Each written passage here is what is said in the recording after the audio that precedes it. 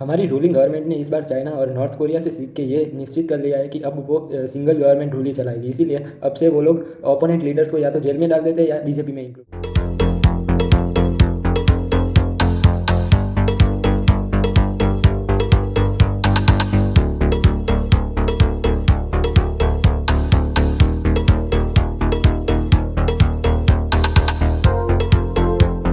नमस्कार दोस्तों, आज की इस वीडियो में हम बात करने वाले हैं कि कैसे राहुल गांधी पे 3 साल पहले जो केस हुआ था उसकी हियरिंग इलेक्शन के 1 साल पहले ही कैसे आई और उनको लोकसभा से भी क्यों निकाल दिया गया एक ही दिन में।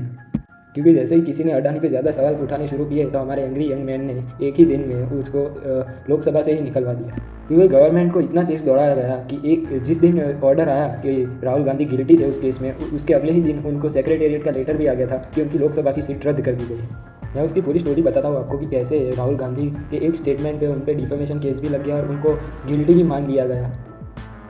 तो ये स्टोरी शुरू होती है 2019 के इलेक्शंस के टाइम पे, जब 13 अप्रैल को राहुल गांधी जी अपनी एक कर्नाटका में रैली संबोधित कर रहे थे, जब उन्होंने ये कहा कर उसकी जेब में मेहुल चौकसी, ललित मोदी। अच्छा, एक छोटा सा सवाल, इन सब के नाम, इन सब चोरों के नाम मोदी मोदी मोदी कैसे हैं?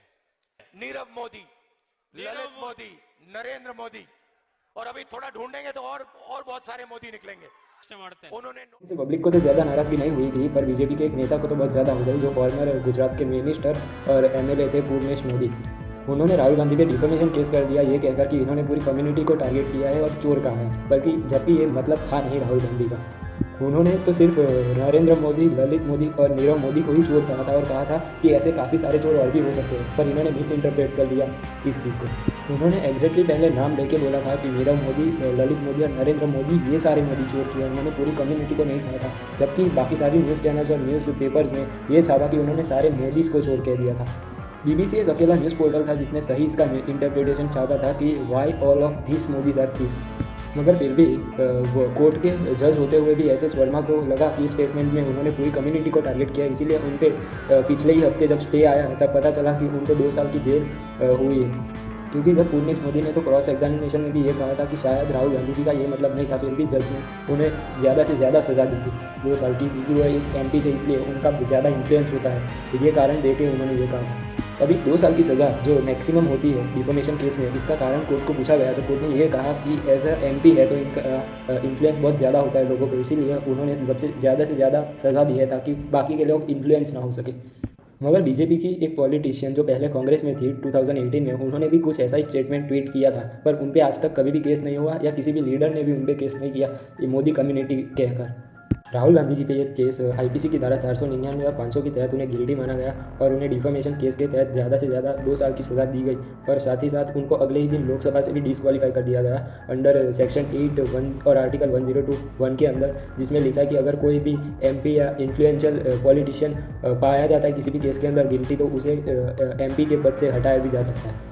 अब मैं आपको बताता हूँ कि मेरा ओपिनियन क्या है इसके ऊपर, और काफ़ी सारे ऐसे भी रास्ते जो छुपा दिए गए कि भी यही सिर्फ अकेले नेता नहीं थे जिन पे केस लगा या फिर केस में ये गिल्टी पाए गए, जिनको बस इनका फ़र्क ये था कि इनको निकाल दिया गया लोकसभा से। अब ऐसे स्टेटमेंट्स या केसेस की बात करें तो सबसे पहला नाम बीजेपी की एक लीडर साध्वी प्रज्ञा का आता है, जिन पे टेररिज्म का केस है और उसमें वो ये गिल्टी भी पाई गई है, फिर भी आज ये बाहर घूम रही है और MP है भोपाल की।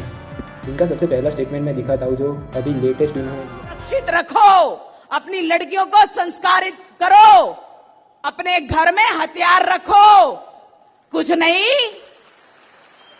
तो सब्जी काटने वाला चाकू जरा तेज रखो, कि हमारे घरों में भी सब्जी काटने के लिए हथियार तेज होना चाहिए। उन्होंने चाकू से हमारे हर्षा को गोदा था, उन्होंने चाकू से हमारे वीरों को, हिंदू वीरों को, बजरंग दल के कार्यकर्ता, भाजपा के कार्यकर्ता, युवा मोर्चा के कार्यकर्ताओं को गोदा है, काटा है, तो हम भी सब्जी काटने वाले चाकुओं को जरा तेज रख लें, पता नहीं कब कैसा मौका आए। तो जब स्टेटमेंट में टेररिस्ट साध्वी प्रज्ञा ये कहना चाह रही है कि हमें खुद को ही हथियार रखने चाहिए, हमें पुलिस पे भरोसा नहीं करना चाहिए। अगर हमारे घर पे कोई कुछ कर देता है तो पुलिस कुछ नहीं करेगी, हमको खुद को हथियार रखने पड़ेंगे। वैसे बीजेपी का भी मानना पड़ेगा कि कांग्रेस में डिफेमेशन केस होने पे भी उन्हें निकाल दिया जाता है, पर अगर उनके लीडर्स टेररिस्ट है तो भी चल सकता है।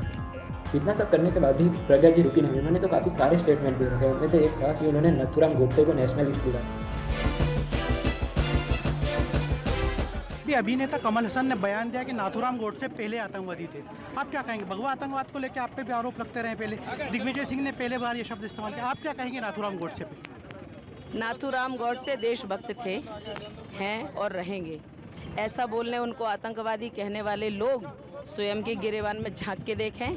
अब की चुनाव में ऐसे लोगों को जवाब दे दिया प्रज्ञा जी के हिसाब से अगर किसी ने फादर ऑफ द नेशन को मारा था, जिसने हमें आज़ादी दिलाई, वो गलत है, मगर नाथूराम गोडसे जो आरएसएस से उनका लिंक था वो सही है। ये सही नेशनलिज्म चल रहा है उनका। साथ ही साथ अगर देखा जाए तो अजमल कसाब और साध्वी प्रज्ञा में ज़्यादा कोई डिफरेंस नहीं है, क्योंकि दोनों ने ही 2008 में अटैक किया था, दोनों ने ही महाराष्ट्र पे अटैक किया था। पर एक फ़र्क है कि अजमल कसाब क्या 26/11 तो सब ज़्यादा याद रखते हैं, पर 11/4 उसी साल का कोई याद नहीं रखता। मगर एक और फ़र्क है साध्वी प्रज्ञा और अजमल कसाब के बीच की, दोनों ने ही टेररिज्म तो वैसे किया था, पर साध्वी प्रज्ञा ने सही टाइम पे बीजेपी ज्वाइन कर ली, इसीलिए उन्हें क्लीन चिट मिल गई। पर अजमल कसाब को टेररिज्म में अंदर डाल दिया गया। अगर उसने भी बीजेपी ज्वाइन की होती तो शायद वो भी प्रज्ञा जी की तरह भोपाल का एमपी तो होता है। मगर अब इन सारे नेताओं को छोड़ के इनके सुप्रीम लीडर की बात करते हैं। उन्होंने क्या स्टेटमेंट दिया था, जिस पे भी डिफॉर्मेशन केस बन सकता था, पर लगा नहीं कांग्रेस ने ये स्टेटमेंट दिया।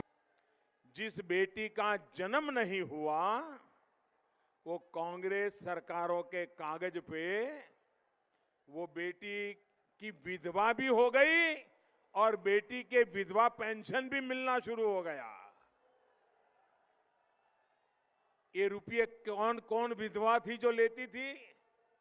ये कांग्रेस की कौन सी विधवा थी जिसके खाते में रुपया जाता था? इसकी विधवा, ये स्टेटमेंट दे रहा है हमारे देश का प्रधानमंत्री। इस पे एनडीटीवी के फॉर्मर पत्रकार रवीश कुमार ने भी एक प्राइम टाइम में छोटा सा सेक्शन कवर किया था। भाषा की नई गिरावट लेकर आता है। लोकतंत्र के मूल्य भाषा के भीतर भी होने चाहिए, ताकि किसी को रंग, धर्म या उसकी आर्थिक सामाजिक स्थिति के कारण कम हैसियत वाला ना बताया जाए। लोकतंत्र की सारी लड़ाई एहसास कमतरी से उबरने की है और दूसरों को उबारने की है। स्त्रियों की आज़ादी सिर्फ पहली महिला आईपीएस या रक्षा मंत्री बनने में नहीं है, उनकी आज़ादी उस भाषा से भी मुक्ति पाने की है जिसमें उनके लिए सम्मानजनक शब्द तक नहीं है। उस नज़र से भी मुक्ति पाने की है जो उन्हें खास निगाह से देखती है। प्रधानमंत्री जब सोनिया गांधी का नाम लिए बगैर कांग्रेस की विधवा कहते हैं तो ये शब्द भारत की उन तमाम महिलाओं का अनादर करता है जो इस हालात में समाज की सोच से लड़ रही हैं। सोनिया गांधी तो सक्षम महिला हैं, लेकिन जब देश के प्रधानमंत्री किसी औरत को विधवा कह दुत्कारते हैं या ललकारते हैं तो वो तमाम औरतों को दुत्कार रहे होते हैं जो इस हालात में अकेली हो जाती हैं। हमारे देश में कांग्रेस ने ऐसी सरकार चलाई कि जो बेटी पैदा नहीं हुई, जिस बेटी का जन्म नहीं हुआ, वो कांग्रेस सरकारों के कागज पे वो बेटी की विधवा भी हो गई और बेटी के विधवा पेंशन भी मिलना शुरू हो गया। ये रुपये कौन कौन विधवा थी जो लेती थी? ये कांग्रेस की कौन सी विधवा थी जिसके खाते में रुपया जाता था? विधवा थी जिसके खाते में रुपया जाता था। क्या प्रधानमंत्री को विधवा शब्द का इस्तेमाल करना चाहिए था? हम सभी की जबान फिसल जाती है कई बार, लेकिन बार बार उनके कहने से लगता है कि वो जबान की फिसलन नहीं है। SC/ST एक्ट में भी प्रावधान है कि अनुसूचित जाति के सदस्य को जाति सूचक भाव से संबोधित नहीं कर सकते हैं। यह कानूनी अपराध है, नैतिक रूप से अपराध तो है ही। उसी तरह से किसी को विधवा कहना भले कानूनी रूप से अपराध नहीं हो, मगर ऐतिहासिक रूप से और नैतिक रूप से अपराध है। इन मुद्दों को लेकर राहुल गांधी को इतने से स्टेटमेंट पे लेकर उनको डिफेमेशन केस लगा दिया जाता है और लोकसभा से भी निकाल दिया जाता है। तो ये विधवा शब्द को लेकर प्रधानमंत्री को तो कभी कुछ नहीं कहा गया, ना ही किसी पत्रकार ने सवाल भी पूछा एक दो को छोड़कर कि उन्होंने ओपोनेंट लीडर को इतना बड़ा शब्द कह के या यही शब्द कह के क्यों बुलाया। अगर मीडिया ने इस शब्द पे कभी कुछ कहा हो या ना कहा हो, पर राहुल जी की निष्कासिता पे काफ़ी